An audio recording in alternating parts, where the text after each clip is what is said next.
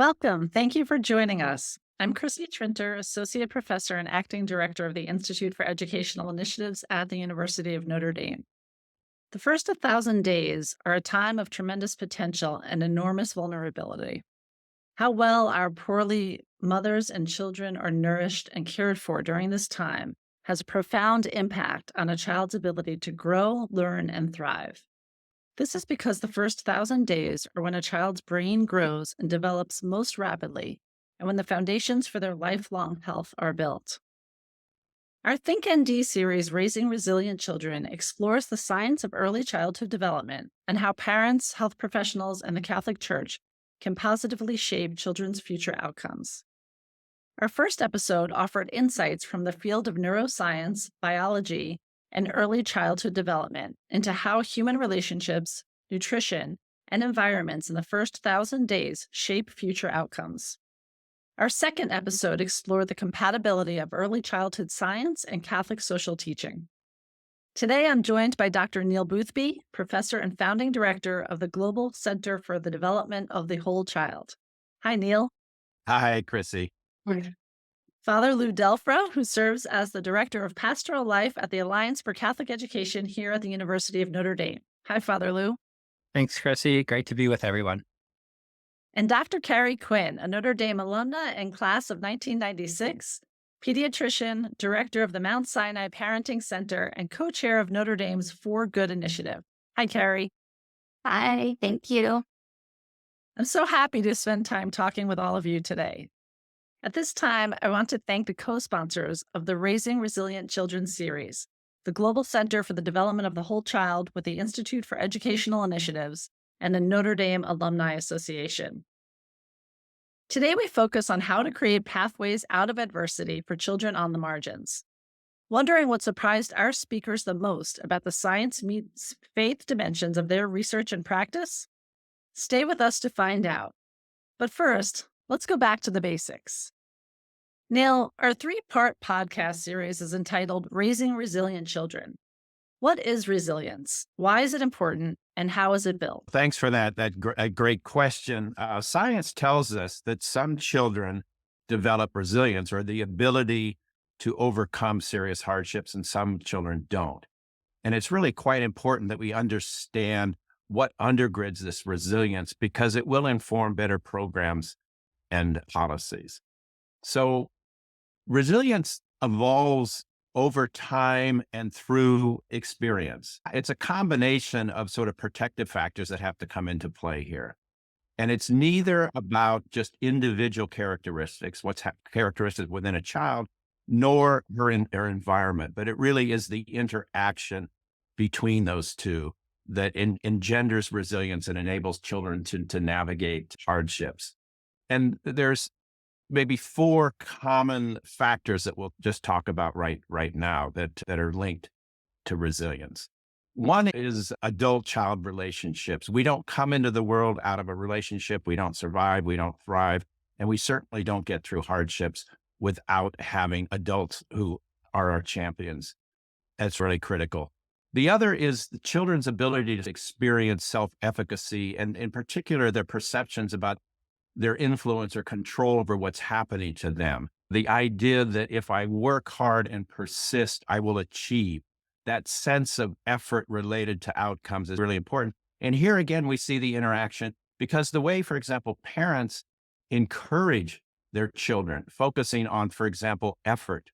Child comes home with a C grade, and it's not an awful thing. It's a beginning. Let's continue to work hard and we'll improve that, rather than just congratulating someone with an A grade. So it's the effort perhaps versus the success that's part of developing self-efficacy. There's other characteristics within children that need to be engendered in order for them to be resilient. Things like being able to cooperate, to be able to modulate your behavior or control your behavior, to sit still, to participate with peers, to exhibit empathy, for example. These kinds of qualities are also really quite important. And then lastly, being able to draw on the well springs of faith, hope, and culture. We know that those are correlated with resilience as well. So maybe just 2 quick examples. One is a student here at Notre Dame who was in my class last semester, who comes from South Asia who came into the world visually challenged. She can't see. She's blind from birth. And on the one hand, the messages that she and her parents were getting was you need to lower your expectations. You're not going to be able to do things that other kids do. And rather than listening to those voices, as a family, they navigated those and encouraged effort, and even to the point that just wait and see when you become successful. She wants to be a mental health counselor. What people will start coming to you and whatnot. So again, it's a correlation between a challenge that in this case, like a visual challenge, and then the messages and the interaction between people, champions in her life. And she chose Notre Dame because faith was really quite important to her. She wanted to come to a Catholic university, so that would still be part of her life. And you should see her on campus today. She's just a remarkable human being and is able to navigate things incredibly well.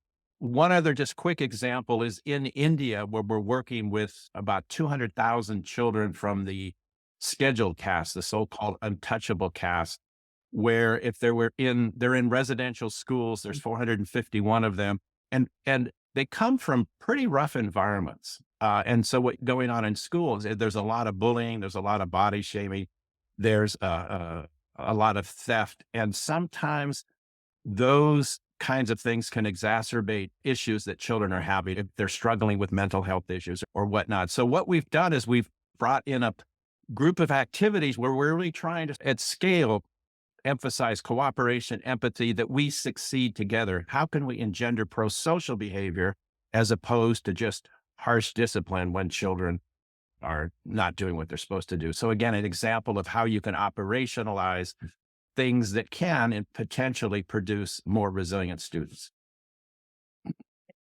Thank you, Neil. Carrie, in your earlier conversation with Neil, you discussed the importance of the early learning environment for a child's future social, emotional, and academic success. Can you share ways you have operationalized this with your work? Yes, yes. So to follow what Neil was talking about, all this amazing science that is out there about how children thrive, I think the synergies in our work is that we both then looked for ways to take that science and bring it to different communities.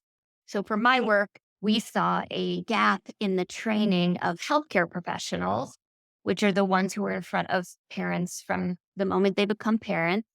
And we thought, wow, what an incredible opportunity that we have here in the United States to get in front of families and young children through their doctors and healthcare professionals.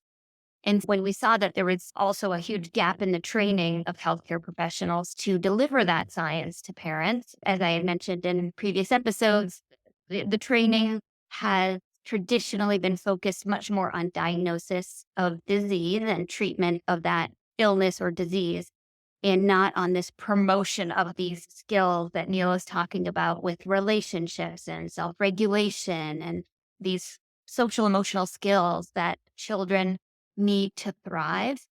So we saw that opportunity and that gap in the training.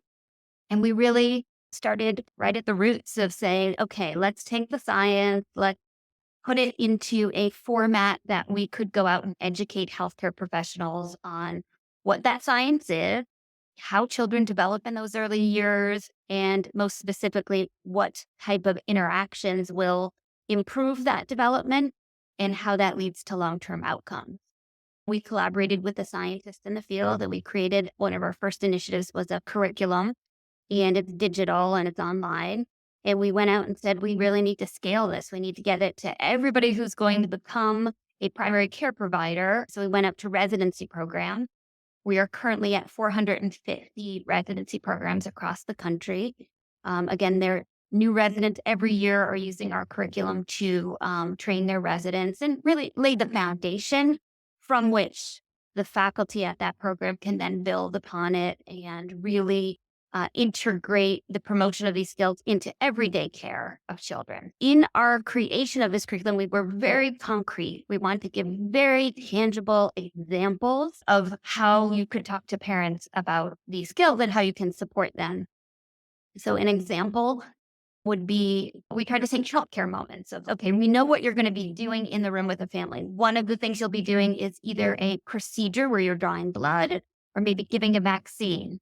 That's an uncomfortable experience for a child and for the parents. And we know there's going to be crying involved. We would take an opportunity like that and say, okay, this is a perfect time to talk about the relationship between the parent and child and how that parent can respond to the distress the child is in a warm and nurturing and caring way.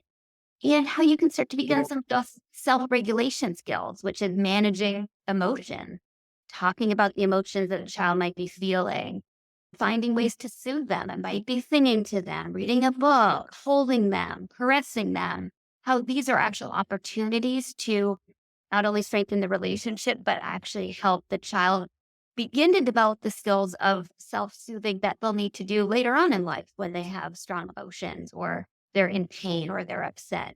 So we thought of hundreds of examples in the healthcare setting of where we could deliver information based on the moments that we see every day. And then we built supporting materials around that. So once we trained the provider on how to do it, we also wanted to help them do it. So we created videos direct to the parents that the provider could give to them to share these messages. And we're going to share a short clip of a video right now from a series the Mount Sinai Parenting Center developed called the Sparks Parent Video Series. And in this episode, you'll see a short couple minutes on how a doctor might speak to a family about the earliest years of connecting with a newborn. So we'll share that right here. Whether it's your first child or your fifth, having a newborn brings big changes to your household, and you probably have a lot of questions. That's exactly why we created the Sparks video series. Over the next 5 years, these videos will pair with each of your child's primary care visits. We hope this series sparks conversations between you and your child's healthcare provider, strengthens connections between you and your baby, and supports everyday ways you can promote your child's development and health. Connecting with your newborn.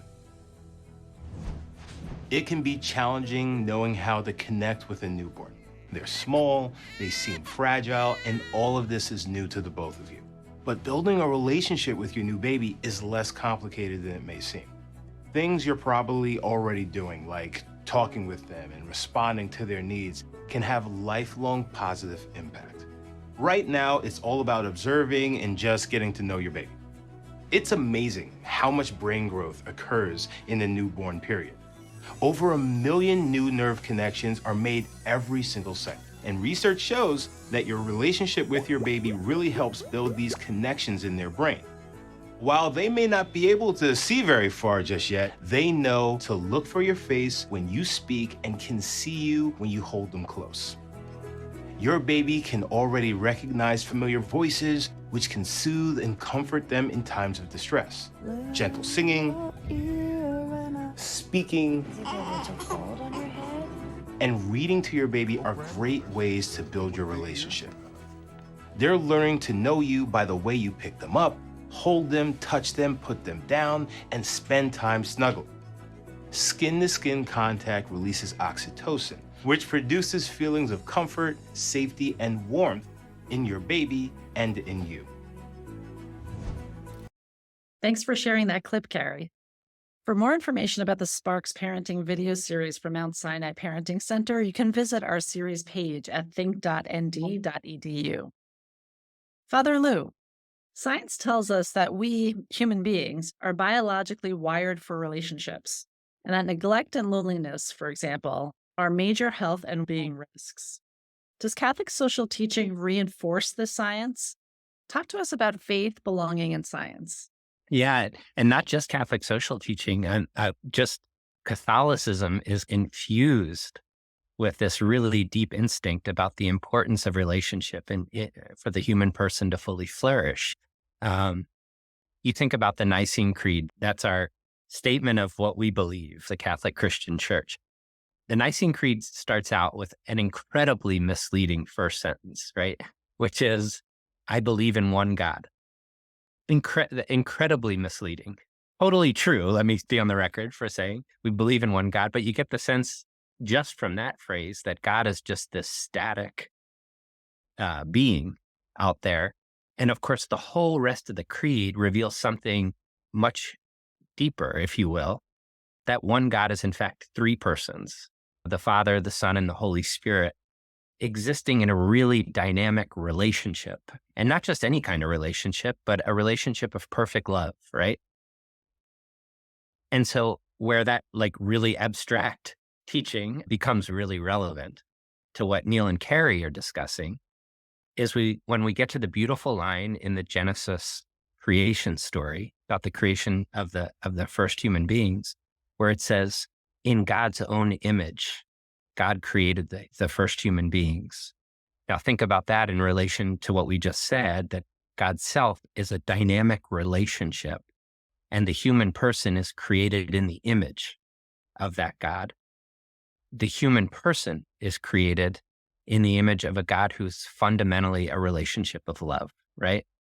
And as we talked about in the last podcast, we see this then played out in the Genesis narrative of God creating a single solitary human being and declaring for the only time in all of Genesis, after saying everything else about creation is good. The stars are good, the moon's good, the sun's good, the land's good, the sea's good, the plants are good. And when we have just that one single solitary human being, the words that come out of God's mouth are, it is not good for that one to be alone, right? And puts it back to sleep, creates two, and then and only then, when they're in relationship with each other, when they can live with each other and for each other, does Genesis come out and say, in the image and likeness of God, they were created, when they can love each other, when they can support each other in relationship. And when we move into Jesus's life in the New Testament, we continue to see echoes of this deep-seated reality that we're not fully human when we're alone.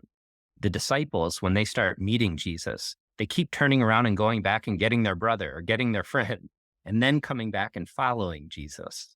The image being clear, we don't even enter into discipleship alone. We're meant to do it in the context of community and relationship. And then when Jesus himself starts sending out disciples to spread the good news, and look, he's at a point where the more people he can get to at this point, the better. Nobody knows about him. He cuts down his territory in half by sending them out 2 by 2. Why? He's got this deep-seated notion that we're not fully alive, we're not fully flourishing unless we're in relationship. And I'll close with this, but here's where the beautiful convergence between theology and science, I think, becomes relevant. These are divinely revealed realities, right? Genesis isn't a scientific account. It's revealing theological realities. But so this is what it's claiming the human person is. That claim should actually be empirically verifiable then. We should see instances, so the human person perhaps doesn't fully flourish when they're alone. Is that empirically verifiable? And now we're right into the middle of Carrie and Neil's work. So it's beautiful to see theology and science kind of come together in such a mutually reinforcing way there. Thanks. So building on that thought, Father Lou, why does Catholic social teaching implore us to reach out to children on the margins of society? Why are we called to do so? Yeah, so the foundational teaching of Catholic social teaching is that because each person is made in the image and likeness of God, then every single human being has got a God-given inherent dignity. And then that puts responsibility on all of us, right? And what's the responsibility? To ensure that dignity is safeguarded for every person. And it becomes each of our responsibilities to make sure that all human beings are flourishing. And at the heart of this, again, as Neil and Carrie's work makes clear, is making sure that each person is experiencing supportive, loving relationships. And then Catholic social teaching wants to say something more, though, and that is where that dignity is threatened, we have to concentrate our efforts. And so this is going to bubble out into what's called the preferential option for the poor, or the preferential option for the most vulnerable members of society.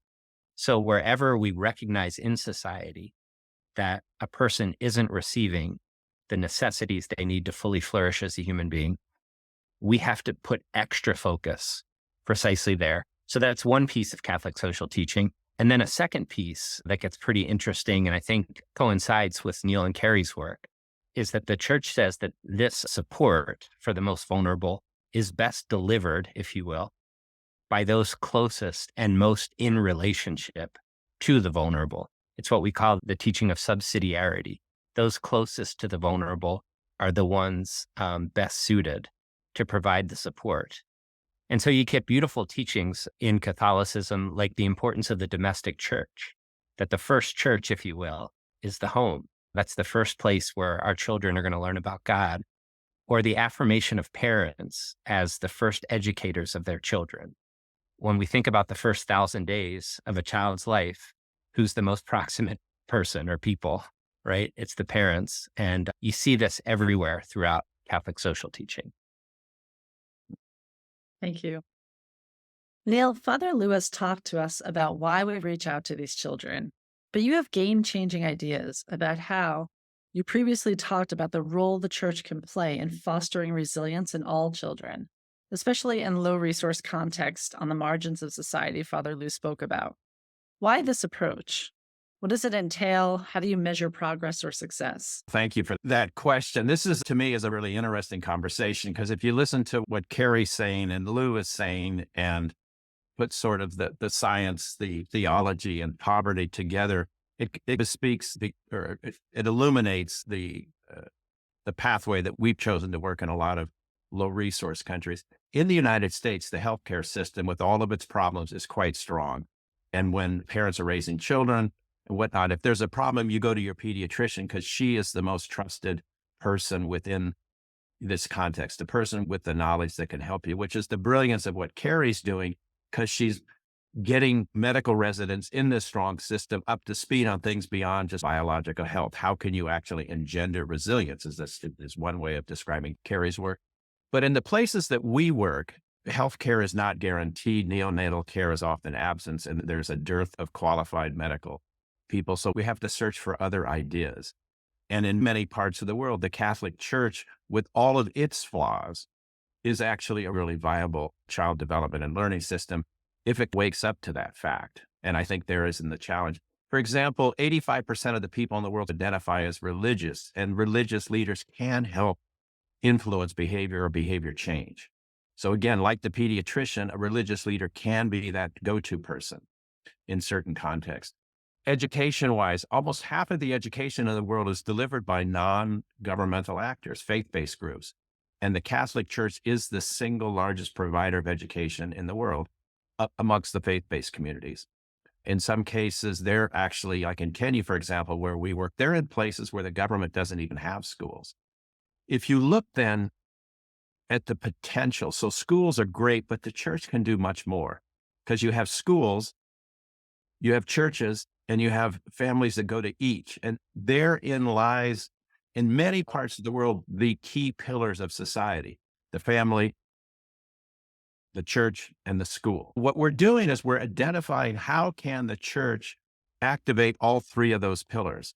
So they have social ministries. And so we've developed parenting empowerment programs that expose parents to some of the science that we're talking about. The challenge is the application of the science. The science is actually pretty clear.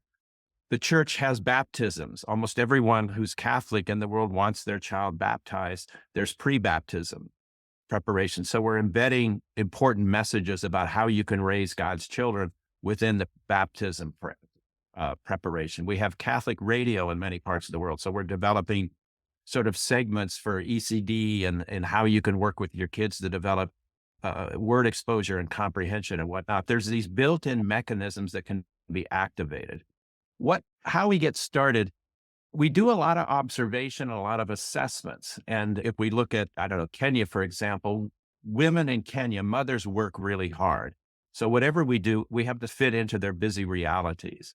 So a lot of the materials and the way that we approach things are things you can do in your busy everyday life. So a mother has to take goods to a market and she's selling things because this is where the money's going to come from to feed her family.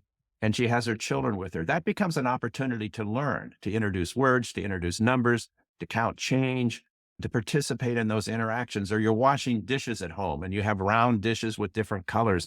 So here are shapes, here are colors. and whatnot. There are things you can do to get your kids ready for success within the context of your busy lives. We sometimes introduce what we call positive deviant studies. I don't particularly like that word, but it's like looking at children who are resilient, who are successful, that are doing well in school, that are engaging in constructive ways in peer relationship. And then we try to look at the whole ecosystem. What is it that these families and these students are doing that engenders resilience? And looking to identify primary behaviors that are replicable by others if they knew doing these things were positive. So an example is in Haiti, for example, we were able to identify locally nutritious foods that if you just take these things, put it in your porridge or your stews or whatever, it produces much better nutrition outcomes. So what we might do at this point in time is just show a very short clip on a video that we use to inform parents and children about the importance of nutrition. It's called Eat the Rainbow. It's in Haitian Creole, but it's a song and it just introduces the food itself. And I think everyone should basically understand what's taking place, but an example of a piece of the materials that we use. So we'll show that now.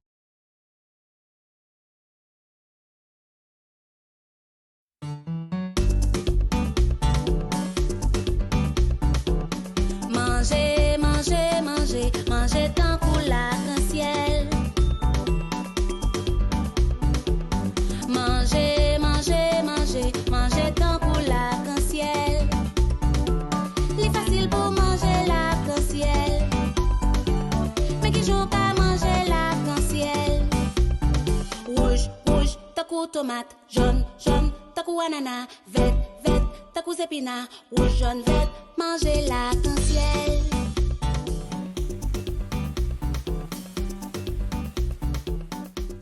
Comme parent, il est important pour me nourrir famille avec manger qui bon pour santé.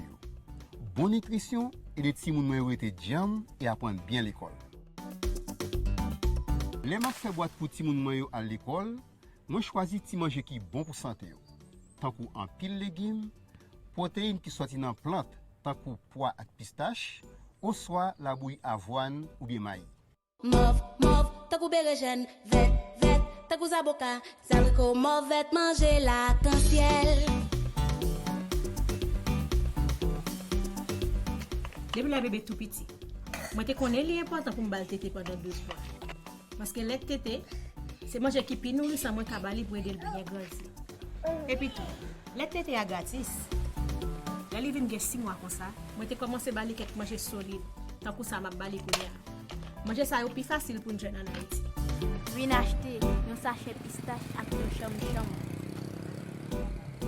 Manger qui bon pour santé empêche ti moun yo malade. Moi content qu'on est, ta pour cham-cham, pistache, zé, figue, ak bonbon l'amidon bon pour santé ti moun yo. Et puis yo bien goûto. Rouge, rouge, tant que cerise, rouge, rouge, tant que piment, rouge, rouge, tant que pois rouge. Ça me tente nous manger l'arc-en-ciel.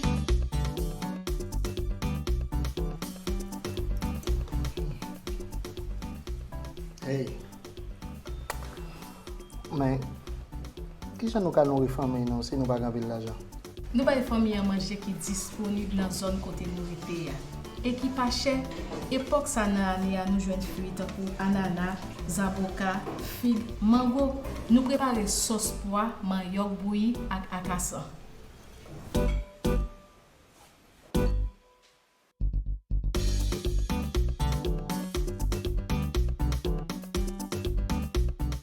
Les nous fait akassa avec lait et puis gros sirop, nous certains sont bonnes sources nutrition. Il pas cher et il disponible côté nourriture. Petit moi aurait mes fruits. En général, m'ba yo mosso fruits.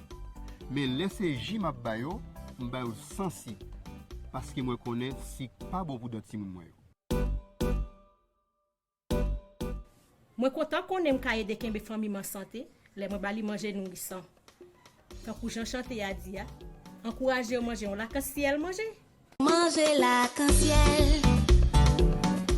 Toujours conseiller ti client yo éviter bagay tan kou chiko ak siret parce que yo pas bon pour santé ti moun yo. Est-ce que vous connaissez l'important pour servir avec celle qui gagne yod le wap assaisonner manger ou yo? Yod c'est un élément nutritif important pour que ti moun yo bien développé.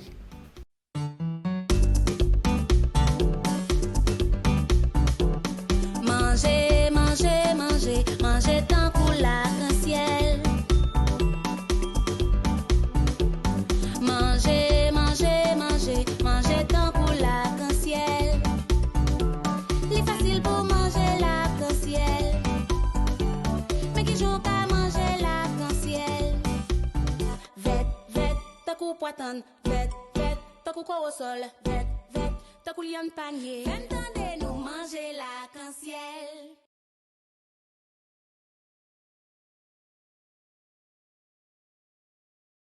Thank you. To see the full video, you can visit our series page on think.nd.edu.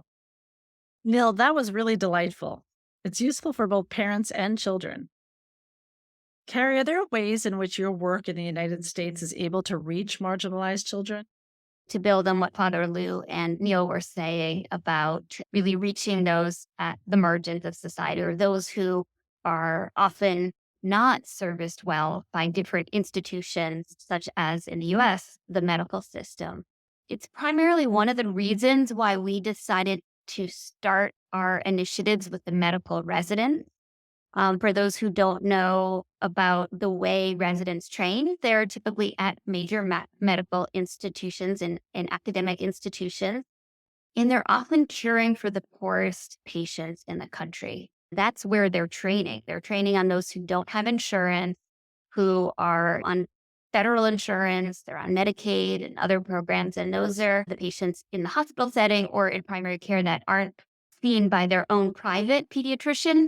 They're cared for by the faculty at that hospital and also by the residents that are training at that hospital. So we knew that it was very important that we don't start with those who are well established out in practice, because we really wanted to get to every child. And to get to every child, you have to get to the providers who are caring for them. So we start, again, our main focus has been educating the medical residents who are then going to incorporate this way to practice into their future way they care for patients. So that we know that's where their mindset is created on how to perform a well child visit. It's not just about seeing how well they're growing and developing and giving vaccines. It's really about providing the guidance and support for parents on their relationship and these early learning skills that we've been talking about.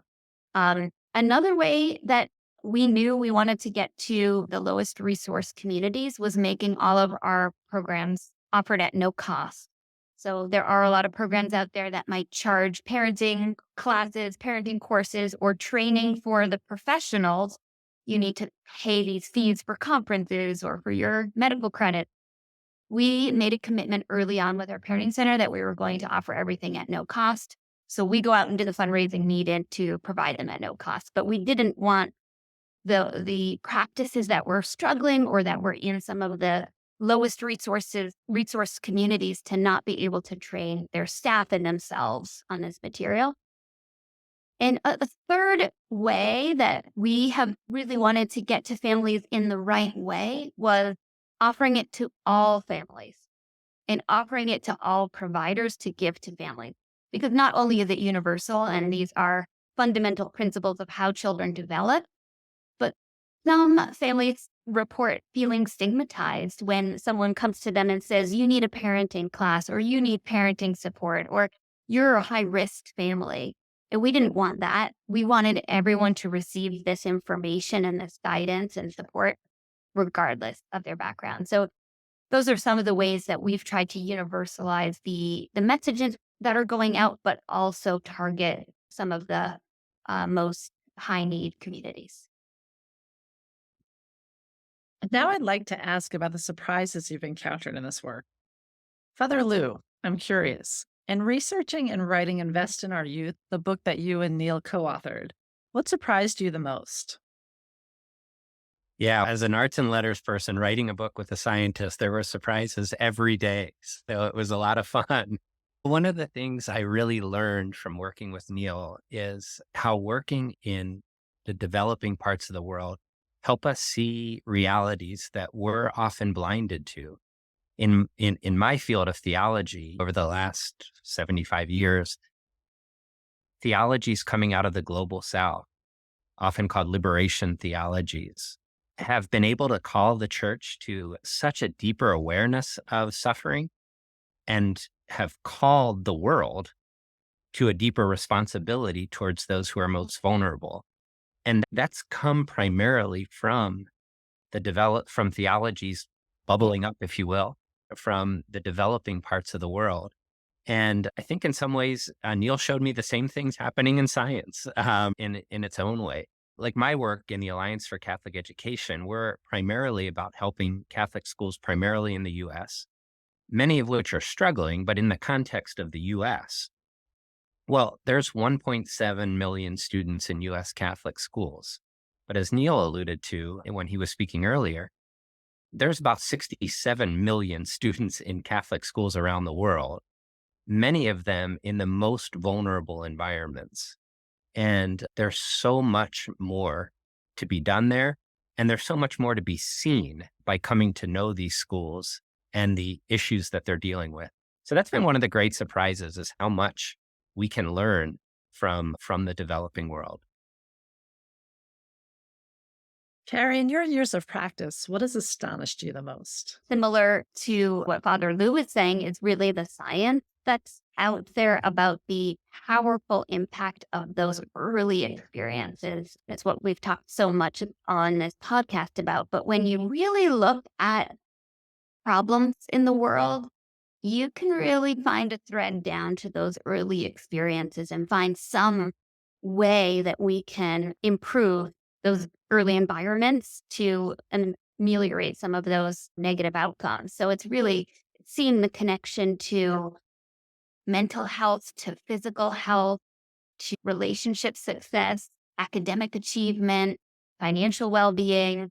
There's so many things that the science has shown those early experiences or that early relationship with a caregiver can affect, that it astonished me the most to see that. And in particular, that all of those are so critical. And knowing that there's the physical health outcome as well, that children in adverse early experiences and situations, that they can have higher risk of disease, cancer, autoimmune illnesses, mental health, asthma, and other things. You realize it actually really should be part of our medical care. It's not a nice to have thing to promote this. It really is an essential part of providing good quality health care to individuals. So I think that combination of the science plus the effects on healthcare was most surprising to me. Lastly, Neil, with all your years of experience, I'd like to ask you the same question. Any big surprises? So I'm basically saying, Carrie, that I'm a bit older than our other two colleagues here and all these years of experience. All right, we'll let it go. Yeah, so like Carrie, it's the science and just the clarity of science. It's beyond research. It's basic science. It's like X-rays. We can go in and we can see how brains grow and simulate that growth. And it really is maybe the only scientific miracle I've seen in my career, just how clear the science is, but also the faith. And this is where it's been fun talking to Lou and whatnot and becoming more conversant in the compatibility of the faith and science. And I think one example of that is we know that maybe 60, 70% of the achievement gaps between children who grow up in poor families and children who grow up in professional families is evident before kids start school, before they even start a kindergarten. So education is a critical pathway out of adversity, but it has to start at birth. And then we go into the theology of it, where, as Lou has said, that the home is the domestic church, and parents are their first teachers. This is where learning takes place, and it's really interesting when, through our intervention science programs, parents see that they're instrumental in building healthy brains. That 80% of intellectual capacity takes place in that first 1,000 days, up to 80%. And their love is able to inform that capacity in some ways, along with good nutrition. So when you put the science and theology together and you take it to places like Kenya and parts of Latin America and Haiti, for example, it's just, there's so much potential for good here. And when parents understand that their love builds healthy brains, it is a transformational experience for many of them. So that's just been astonishing. Neil, let's look ahead. Where do you see the Global Center for the Development of the Whole Child going in the next 5 to 10 years? Well, thanks for that question too. Currently, where are we now? We're in 26 different countries. I think our staff is about 38 now. It fluctuates, whatever. We're an incredibly diverse group based in countries, based on campus. I think collectively we speak over 20 languages, including mother tongue languages. I love this team, and it's been really fun to be part of what they do. We need to, I think, address several issues moving forward. I think there's a tremendous opportunity for Notre Dame to commit itself to intervention science. With the For Good campaign and poverty alleviation on the front burners, we need to be able to learn why we're doing. And part of that is how do we apply this basic science that we already have? So a lot of what we do is intervention science. So we use research to start things. We iterate to learn how to do it better, and then we scale, but we learn through doing. We don't separate those two. Notre Dame is perhaps the only university that I can think of that can become the champion for activating Catholic systems in the global South. It's uniquely positioned to do, and there's so much potential to reach millions and millions of children in a positive way, but we have to step up. And then lastly, the center has been quite successful at generating grants. Someone in development told us we're the fastest growing entity over the last 4 years, meaning we brought in more money for intervention science and research, but we're stuck within the terms of those grants that are asking us to do particular things, but there's other things it doesn't allow us to do. And especially the way that education support, we have large education grants. Our kids come to school hungry. So we have to be able to develop some flexibility, some flexible funding that will allow us to respond to those gaps. But also there's lots and lots of times where we can't respond to the church's request or other partners' request to engage because we don't have those startup money. So I think resolving that structural problem is part of the future as well. Father Lou, as the provost in his own scholarship, has pointed out that the Catholic Church is one of the largest, most diverse institutions in the world. How do you think engaging the global Catholic Church could be or should be part of the university's strategic plan for the next 10 years? Yeah, I'll echo a little bit of what Neil just said. The incredible opportunity Notre Dame has to bring together the best of the scientific community and the best of the church's wisdom to reach children precisely at their most vulnerable moment, those first 1,000 days, because of the significant touch points the church has with people, especially in the developing world, who are going to have the most impact on children in their first 1,000 days. The church is with couples as they're preparing for their marriages. Okay, what happens if we can wed, no pun intended, wed the best of the church's wisdom with the best of what the scientific community is telling us about effective child rearing the first 1,000 days and integrating that into a really formed marriage preparation? We're with the churches with young parents as they're going through baptism preparation. And I think that the church has significant inroads to people's hearts at that time and can really make an impact. So there's such an opportunity, I think, for Notre Dame to help marry more deeply the scientific knowledge and the church's wisdom to help change people's lives in precisely the most vulnerable situations. And finally, Carrie, as we bring our conversation to a close, I'd like to hear from you one more time.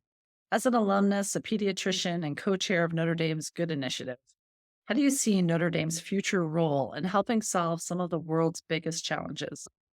Notre Dame, as we all know, and as many people watching or listening to this podcast are connected to the university and maybe alumni or parents of graduates, you realize like Notre Dame is a very special place.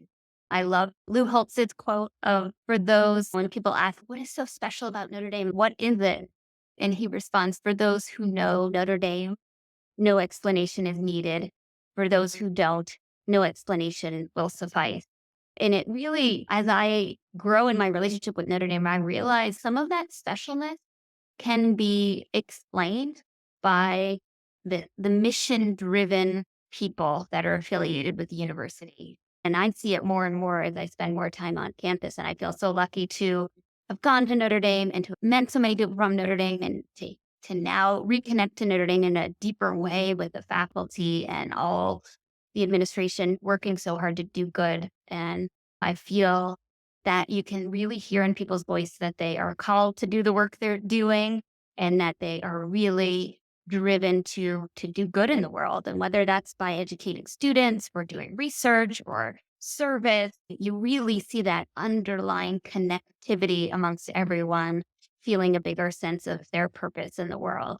I really think that with the strategic plan and with this For Good initiative and really wanting to serve a world deeply in need, that these topics that we're discussing today are really just a perfect opportunity for Notre Dame to go really far with using the Catholic mission and the Catholic Church and the science and expertise of our faculty to go help communities and people and support these initiatives that are in all these countries across the world. So I think it's really been an honor for me to get to know a lot more about this work and to see the massive potential that's here that, like Neil said, who else is going to do this work if we don't? And to be able to use the network of the Catholic Church that's out there to do this work in this manner is really, really powerful. So I'll close it on that. I'm really excited about the potential here. Thanks to my friends, Neil Boothby, Father Lou DelFra, and Dr. Carrie Quinn for joining me, Chrissy Trinter,